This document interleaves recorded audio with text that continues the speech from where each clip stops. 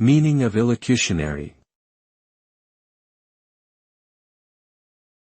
Illocutionary. Illocutionary. Illocutionary. Illocutionary.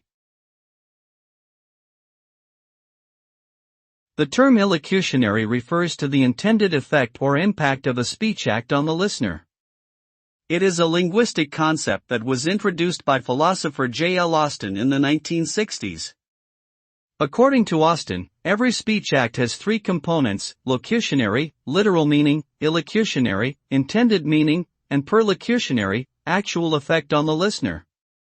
In other words, the illocutionary force of a statement is its intended meaning or purpose beyond mere description, such as persuading, promising, informing, or commanding. Understanding illocutionary meaning is essential for effective communication and interpretation of utterances in different contexts.